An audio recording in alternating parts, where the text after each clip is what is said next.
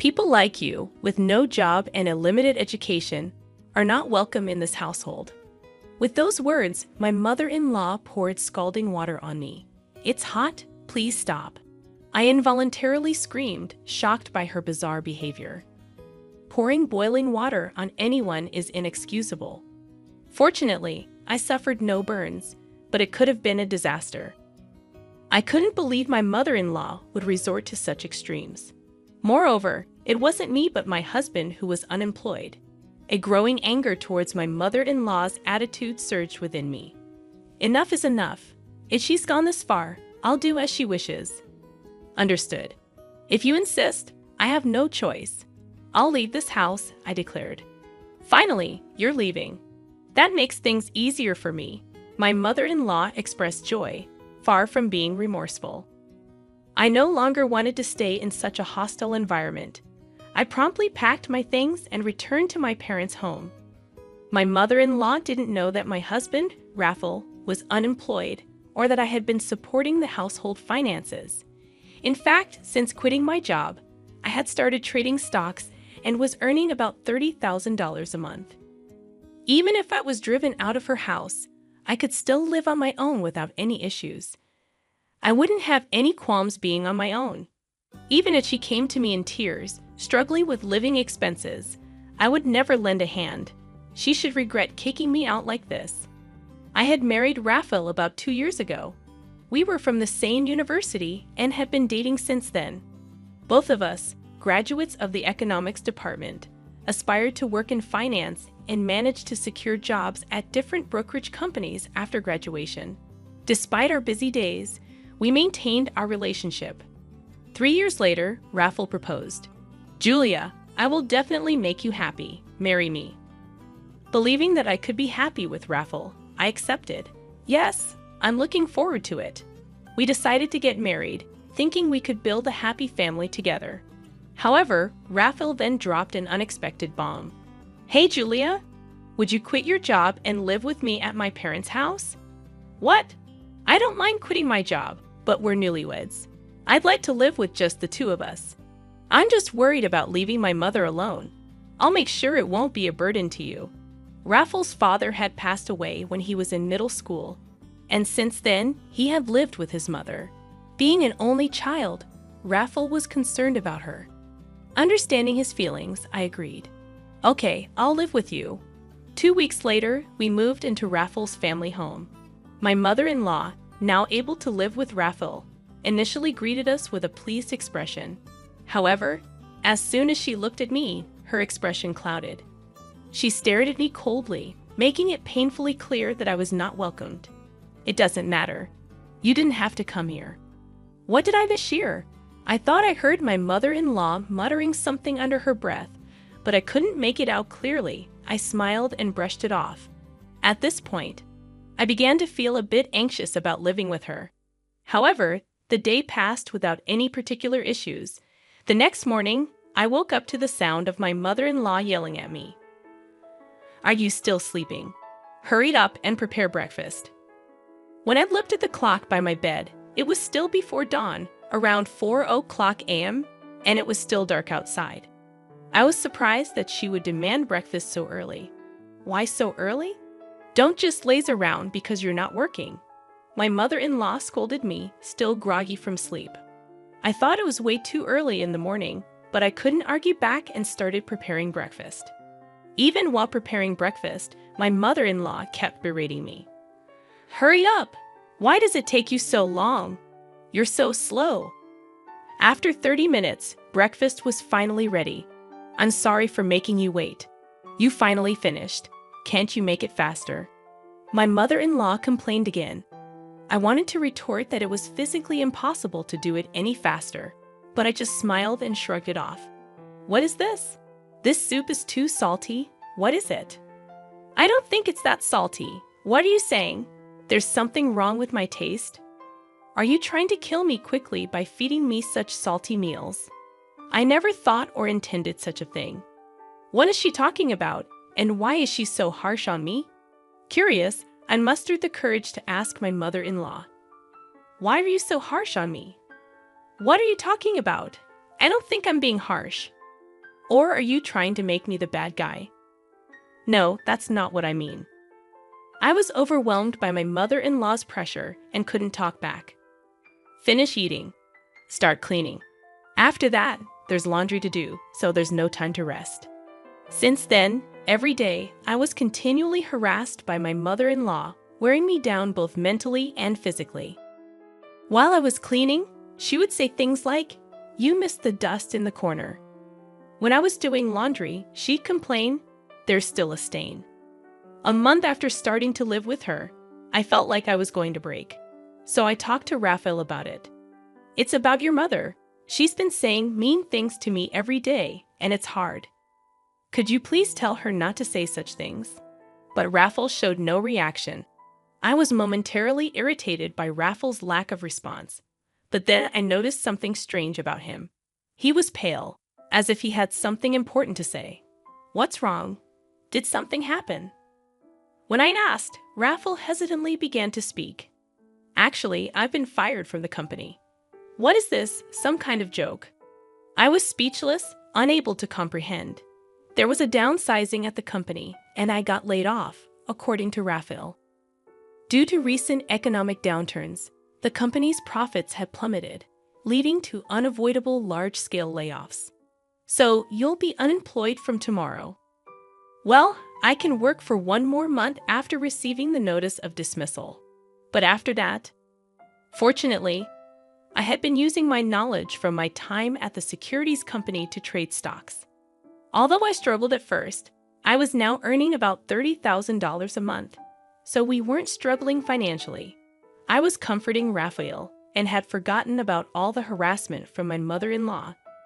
From the next day onwards, I endured my mother-in-law's harsh treatments as Raphael lost his job.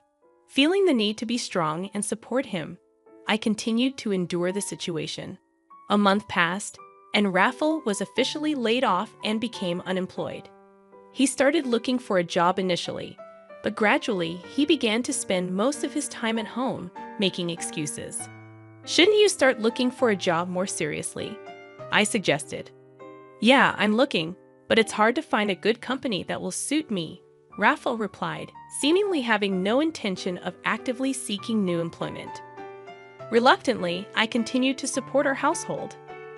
As time passed, the harassment from my mother-in-law intensified, and I grew increasingly exhausted. Initially, I thought I had to endure it because Raphael was unemployed, but I no longer felt that way. I spent my days feeling listless. One day, Raphael unusually went out in the morning. Perhaps he had finally started to seriously look for a job. After seeing him off, I started cleaning as usual. "Make sure it's clean. Do it properly." My mother-in-law sipped coffee on the living room sofa, hurling sarcasm at me. Fed up, I ignored her. Suddenly, she threw a tantrum and yelled at me. "How dare you ignore me? You're just a mere daughter-in-law. You don't even have a job." Ignoring her, I continued cleaning. She grew angrier and confronted me. "Still ignoring me? Unemployed and uneducated people like you should leave this house." She yelled and then poured boiling water on me, the hot water she had prepared for her coffee. "It's hot, please stop." I screamed involuntarily at her sudden action. Thankfully, the water wasn't super boiling hot, so I didn't suffer any burns, but it could have been a disaster. Finally reacting, she said, "This is what I've been saying. If you're not working, leave this house." She smirked as she spoke. Fed up with her behavior, I had no choice but to agree to her demand. "All right, I'll leave." "Good. That makes things easier. Leave quickly." I quickly packed my things and decided to leave that day. I no longer wanted to spend another second in that house. I left, heading straight to my parents' home. Upon arrival, my parents were surprised by the sudden visit, but welcomed me warmly. I waited for a call from Raphael, but there was neither a phone call nor a message. Feeling a bit lonely, I decided not to contact him until he reached out. A month passed since I returned to my parents' house, but there was still no contact from Raphael. My feelings for him faded, and I started considering divorce. One early morning, the doorbell at my parents' house rang. On the monitor, I saw, to my surprise, Raphael and my mother-in-law. What now, after all this time? I thought. Yes, what can I do for you? I've forgiven you. Now come back home quickly, she yelled through the intercom as usual. Forgiving me? What's she talking about? I appreciated her words, but I hadn't done anything that required forgiveness from her. After telling her that, I ended the intercom call, boiling with anger at my mother-in-law's attitude. However, they were persistent, banging on the front door violently. Don't just hang up on me. Come on, let's go back, my mother-in-law yelled. Considering the noise they were making could become a hassle to the neighborhood, I reluctantly opened the door, inviting my mother-in-law and Raphael inside after seating them on the sofa in the living room. I inquired about their unexpected visit, wondering why they were both there all of a sudden. It was my mother-in-law who had insisted that I leave, and now she was telling me to come back. The situation was perplexing, and I couldn't make any sense of it. You're the one who told me to leave. There's no way I can go back now, I asserted. My mother-in-law responded with frustration, accusing me of childish behavior and claiming to have forgiven me. She insisted that I return and stay in her house, even stating that she'd let me, an unemployed and uneducated person, stay there. But I'm not the unemployed one, it's Raphael. And if I go back, they'll take advantage of me every day. I might not be working, but what about your son, huh? I retorted. Raphael seemed surprised at this revelation. My mother-in-law appeared confused, indicating that Raphael hadn't informed her about his layoff. Pressed further, Raphael finally admitted to being laid off from the company. Apologies and explanations ensued, with Raphael justifying his actions by relying on my income for financial stability. My mother-in-law, shocked at the news, openly expressed anger toward Raphael for not finding a job yet. Why did you keep quiet about this? What are we going to do now? She scolded him. Raphael assured her that my income would suffice for the time being, causing my mother-in-law to label him as worthless for not actively seeking employment. Fed up with Raphael's excuses, I couldn't believe that I had ever thought of supporting him. When my mother-in-law suggested I come back, I vehemently rejected the idea, considering all the mistreatment I had endured. Their unexpected visit had turned into a heated argument, revealing the truth about my mother-in-law pouring boiling water on me. Raphael was shocked to learn about this incident and confronted his mother. Why did you do that? He asked her. She admitted to the act, attributing it to my ignoring her. The revelation sparked a heated exchange between Raphael and his mother, prompting me to intervene and urge them to take their arguments home. Realizing the impact of their loud arguments on someone else's house, my words prompted a change in their attitudes. Previously assertive and bold, they now pleaded with me to come back, promising that they wouldn't cause any harm again. Despite their pleas, I saw through their intentions. Raphael's promise to find a job seemed insincere, and my mother-in-law's assurance not to cause trouble appeared dubious. I voiced my skepticism, stating that their words were pointless and that they would only take advantage of me. Their silence confirmed my suspicions, and I left them in the living room, heading to my room, leaving them to contemplate their actions. When I returned to the living room 5 minutes later, they were still sitting in silence with their heads down. Frustrated by the prolonged silence, I questioned, "How long do you plan to stay quiet? It doesn't matter to me anymore." Instead of a response, Raphael signed something. I had handed him a pre-filled divorce form with my name on it. Surprised by the document, Raphael looked utterly confused. I bluntly explained, "Can't you see it's a divorce form? I'm done with someone who won't find a job and didn't even contact me after I went back to my parents' house." "Do wait, please. This is too sudden," Raphael protested. I found his stubbornness irritating, as he seemed oblivious to the fact that his actions were the root cause of our problems. Unmoved, I affirmed, "I've made up my mind. My decision to divorce you won't change, no matter what you say." Raphael, still in disbelief, questioned if divorce was too harsh. Coldly, I responded, "I don't think so. It's your fault." I directed the same coldness toward my mother-in-law, who was partly to blame. Resigned to the situation, Raphael signed the divorce form, warning me not to regret it.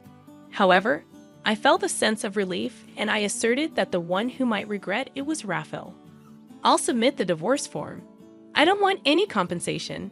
Just go home, I declared, finalizing my divorce from Raphael. Though it may have seemed harsh, it was necessary to escape the harassment from my mother-in-law and Raphael's unemployment. 2 weeks later, while relaxing at my parents' house, I received a call from my ex-mother-in-law. She informed me that the electricity and gas had been cut off and questioned if I had done something. I explained that I had stopped paying for Raphael and her living expenses.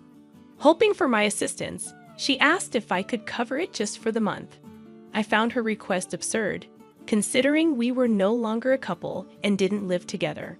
I firmly declined, suggesting she ask Raphael for help, as he had promised to find a job. Unable to comprehend my refusal, she pleaded for help, playing the ex-wife card. However, I remained firm, ending the call and blocking her number. Finally, I severed ties with both my ex-mother-in-law, who constantly harassed me, and Raphael, who had proven to be unreliable. Life at my parents' house became peaceful, and I focused on rebuilding my life. Months later, while checking stock charts on a holiday, I received a message from Raphael. He apologized for everything, acknowledging his reliance on me and the recent job at a factory.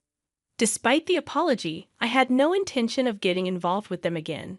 Raphael mentioned his mother's continued harshness and expressed a desire for me to come back. Reading the message, I believed reconciliation was unlikely. I blocked Raphael's number. 6 months after the divorce, I started dating a man introduced by a friend.